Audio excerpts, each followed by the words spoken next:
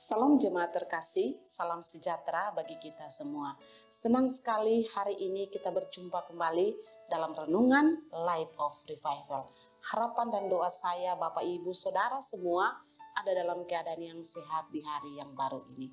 Mari kita sama-sama merenungkan firman Tuhan yang terambil dalam kitab 2 Samuel pasal 5 ayat 4 dan ayat 5. Demikian bunyi firman Tuhan. Daud berumur 30 tahun pada waktu ia menjadi raja. 40 tahun lamanya ia memerintah. Di Hebron ia memerintah atas Yehuda 7 tahun 6 bulan.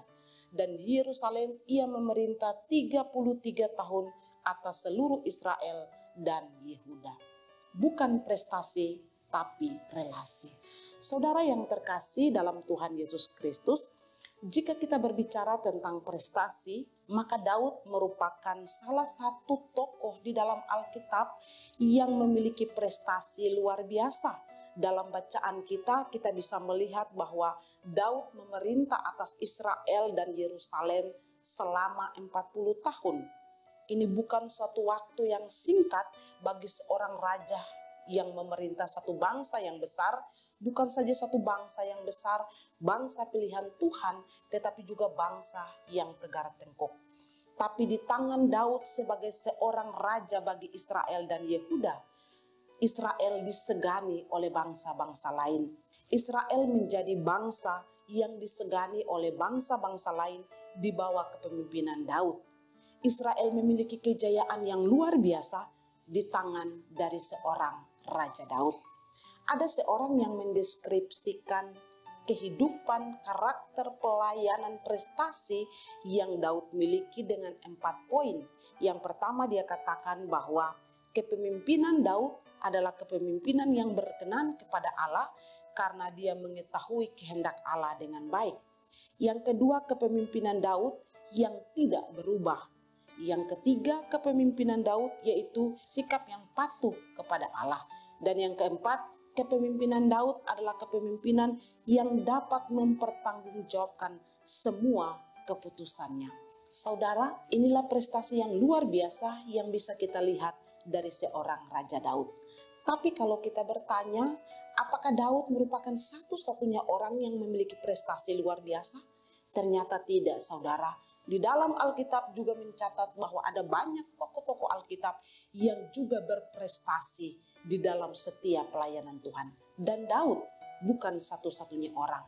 Tapi kita juga bisa melihat dari Daud bukan saja prestasi yang dia miliki, tapi relasi, hubungan dia dengan Allah yang begitu intens dan intim. Jika kita membaca dalam kitab Mazmur, kita akan menemukan di sana tentang satu hubungan yang luar biasa yang begitu erat antara Daud dengan Tuhan. Dia mengatakan lebih baik 1 hari di pelataran Tuhan daripada 1000 hari di tempat lain. Ini menunjukkan satu relasi yang Daud bangun yang begitu luar biasa di hadapan Tuhan. Relasi yang Daud bangun bukan saja dirinya di hadapan Tuhan, tetapi juga dia ajarkan kepada anak-anak supaya keturunan juga adalah orang-orang, pribadi-pribadi yang mencintai Tuhan, yang memiliki relasi yang baik di antara dirinya, di antara keluarganya dengan Tuhan. Kalau demikian, saudara sekalian, bagaimana dengan kita, saya dan saudara, kita yang adalah orang percaya? Apa yang kita utamakan di dalam hidup ini?